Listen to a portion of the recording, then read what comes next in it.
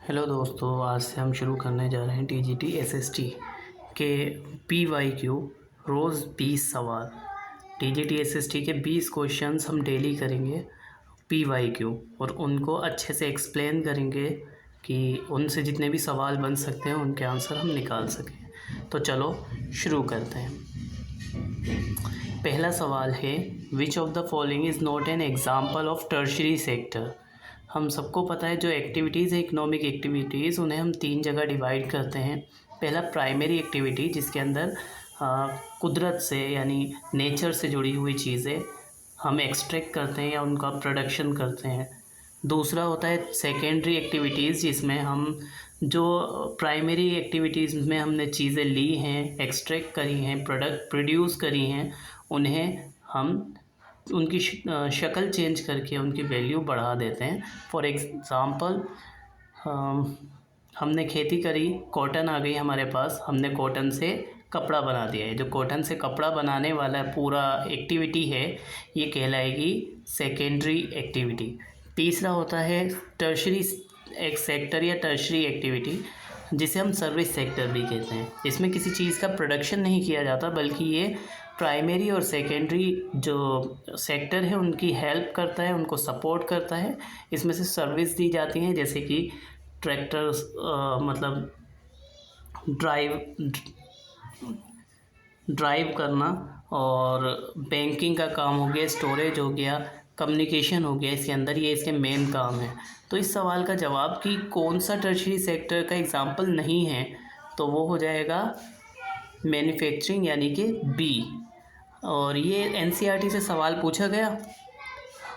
आमतौर पे जो हमें टीजीटी, डीएसएसबी, टीजीटी, एसएसटी में क्वेश्चन देखने को मिलेंगे, ज़्यादातर एनसीईआरटी की बुक से देखने को मिलेंगे। तो इसमें तीनों की डेफिनेशन लिखी हुई, अगर आप ध्यान दें तो ये लिखा हुआ है सेकेंडरी वाले में मैन्युफैक्चरिंग, तो सीधा सीधा यहाँ से सवाल था। इसके अलावा इसी चैप्टर में ज्योग्राफी का चैप्टर है, इसी में आगे दिया हुआ था कुछ इम्पोर्टेंट, तो मैंने इसे भी ऐड कर दिया कि एग्रीकल्चर हम सबको पता है क्या होता है, soil rising crops and rearing live stock. जब हम कल्टीवेशन करते हैं मिट्टी पर और क्रॉप उगाते हैं और रेयरिंग लाइव स्टॉक, ये सारा एग्रीकल्चर कहलाता है। दूसरा सेरीकल्चर होता है commercial rearing of silk worm. जब हम सिल्क वॉर्म को रेयरिंग करते हैं, उनको पालते हैं ताकि उनसे सिल्क बना सकें, तो ये सेरीकल्चर कहलाता है। पिसीकल्चर ब्रीडिंग ऑफ फिश कहलाता है, जबकि विटीकल्चर कल्टीवेशन ऑफ ग्रेप्स, और horticulture growing vegetables, flowers and fruits, commercial use के लिए जो करा जाता है वो हॉर्टिकल्चर कहलाता है। तो दूसरा सवाल है, the Luni river originates from which state of India. जो लूनी नदी है वो इंडिया के कौन से राज्य से ओरिजिनेट, शुरू कहाँ से होती है? ये ऑप्शन है आंध्र प्रदेश, गुजरात, राजस्थान और उत्तर प्रदेश। देखो, जितनी भी राजस्थान के अंदर नदियाँ हैं वो सभी नदियाँ सीजनल हैं, सिवाय लूनी रिवर के। और ये लूनी रिवर राजस्थान से ही शुरू होती है, राजस्थान से ही निकलती है। तो इसका जवाब भी सी होगा, यानी राजस्थान। आप देख सकते हैं मैप के अंदर, लूनी रिवर ये राजस्थान से ओरिजिनेट होके और ये जा रही है। तीसरा सवाल, वेस्टर्न घाट की जो रेंज है वो इंडिया के किस स्टेट से शुरू होती है?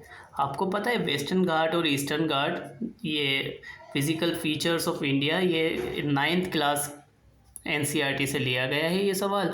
और ये आपका पीवाईक्यू 2021 में पूछे गए सारे सवाल हैं। सभी सवाल हमने ज्योग्राफी के लिए है। इसका आंसर होगा गुजरात। ये देखिए आप मैप में, हमें यहाँ पे दिख रहा है गुजरात से शुरू हो रही है और तमिलनाडु तक जा रही है। Tides, which are caused when the sun, the earth and the moon come in a position of quadrature, are called। जब सूरज, अर्थ और मून तीनों क्वाड्रेचर पोजीशन में आ जाते हैं तो वो वाले टाइड्स क्या कहलाते हैं? एग्जाम्पल है नेडी tides, bore tides, spring tides और नीप टाइड्स। इसका जवाब तो होगा नीप टाइड्स। समझते हैं कैसे। देखिए, नीप टाइड्स कब होता है, जब ये इस पोजीशन में हो, नीप टाइड कहलाता है कि ये 90 डिग्री का एंगल बन रहा हो, तब ये नीप टाइड कहलाता है। क्वाड्रेचर पोजीशन भी कहते हैं इसे।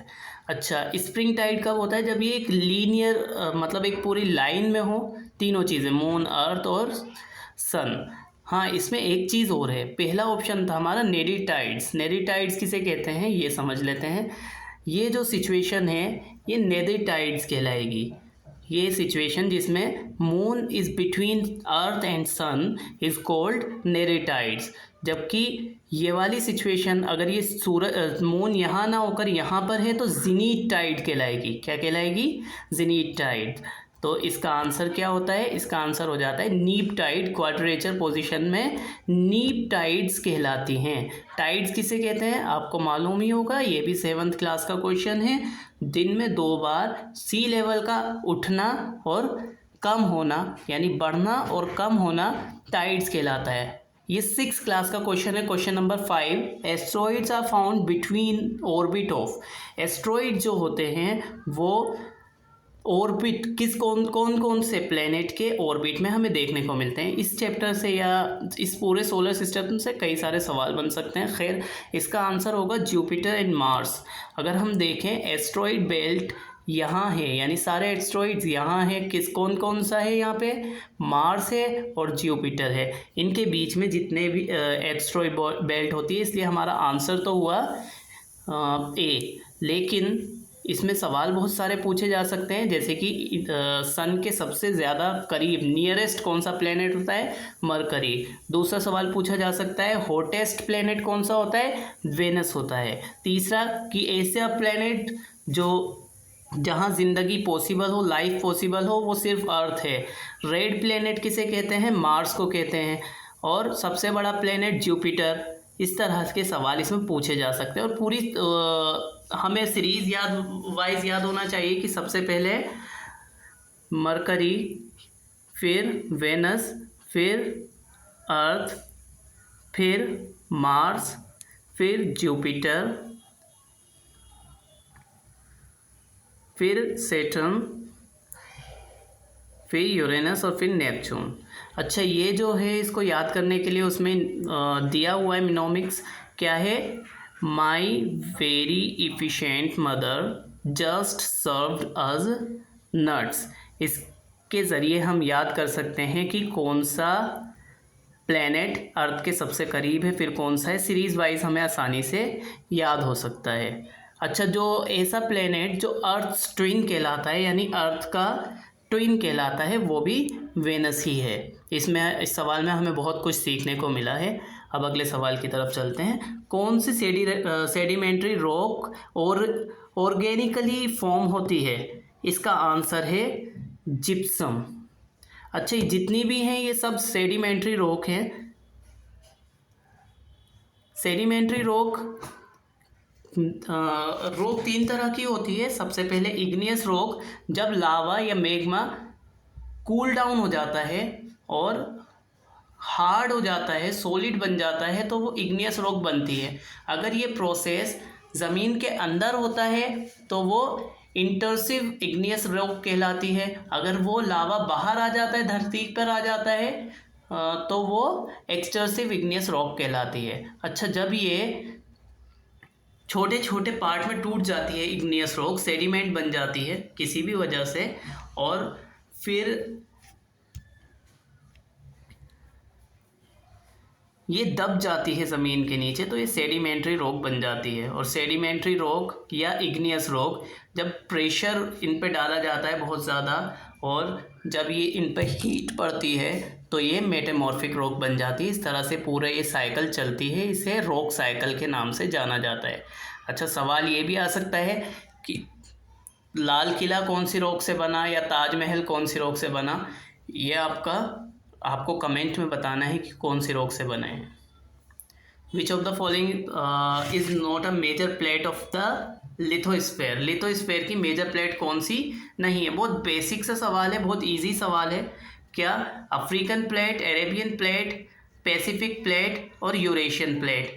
आपको पता होगा पैसिफिक जो है वो एक ओशन है, लिथोस्फीयर के अंदर नहीं आता है ओशन, तो इसलिए यही आंसर होगा। ये देखिए आप, Eurasian plate, Arabian plate, African plate, ये सारे तो इसके अंदर हैं, लेकिन पैसिफिक प्लेट जो है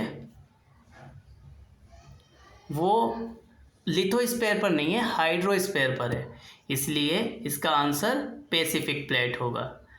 which of the pairs of the theory mountain building geologist is correct.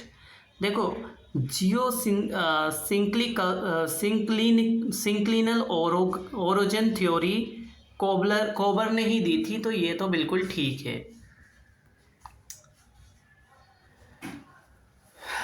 Thermal contraction theory Jeffers ने दी थी या नहीं? रेडियो एक्टिव थ्योरी जोली ने दी थी। इसका आंसर होगा फर्स्ट एंड सेकंड, यानी सी, यानी ये दो आंसर इसके ठीक हैं। Atmospheric pressure depicted on map by imaginary line known as. जब एटमॉस्फेरिक जो प्रेशर है वो इमेजिनरी लाइन के ज़रिए दिखाया जाता है तो उसे क्या कहते हैं? आइए दोनों चीज़ें समझ लेते हैं। उसे आइसोबार कहते हैं, आइसोबार, यानी डी है इसका answer. Isobar, they are line connect places to equal air pressure. जहाँ पे इक्वल एयर प्रेशर है वो लाइन कनेक्ट कर दी जाती है, जैसे कि इस एरिया में यहाँ जो प्रेशर होगा वही प्रेशर यहाँ होगा, या इस वाली लाइन में जितना प्रेशर है एयर प्रेशर यहाँ पर भी उतना ही होगा। इसी लाइंस, इमेजिनरी लाइंस आइसोबार कहलाती हैं। अच्छा, आइसो हाइट्स किसी कहते हैं? आइसो हाइट मतलब होता है जहाँ पर प्रिसिपिटेशन बराबर होती है, यानी बारिश, ओले पड़ना या दूसरा प्रिसिपिटेशन, वो सारी चीज़ें बराबर होती हैं। वो जो इमेजिनरी लाइन उसे दिखाती हैं उसे आइसो हाइट कहते हैं। जैसे कि यहाँ जितनी बारिश हो रही है यहाँ पर भी उतनी ही बारिश हो रही होगी, क्योंकि ये लाइन कनेक्टेड है, ये सिर्फ वो दिखा रही हैं जहाँ इक्वल हो रहा है। अगला सवाल, the Shivalik are separated from northern plains of India by dash. आपको पता होगा कि हिमालयन को हम 3 जगह डिवाइड कर रहे हैं। सबसे पहले द ग्रेट हिमालय, फिर हिमाद्री, और तीसरे नंबर पे आउटर मोस्ट जो है वो हिमालय शिवालिक है। तो शिवालिक को जो नॉर्दर्न प्लेन से अलग कर रहा है वो उसका नाम बताना है। The boundary of thrust, main central thrust, Himalaya frontal fold, Indus structure. तो इसका आंसर होगा बी। देखिए, टीजीटी एसएसटी का जो सवाल है वो जो पूरा पेपर है वो इतना ऐसा नहीं है कि हम सिर्फ एमसीक्यू करके कर लेंगे, पीवाईक्यू करके। हमें हर टॉपिक की अच्छे से जानकारी होनी चाहिए, तो इसके लिए हम सबको एनसीईआरटी इसकी पढ़नी पड़ेगी। तो आप बस इस प्रैक्टिस के लिए वीडियोस देखें और एनसीईआरटी पर अपना फोकस रखें।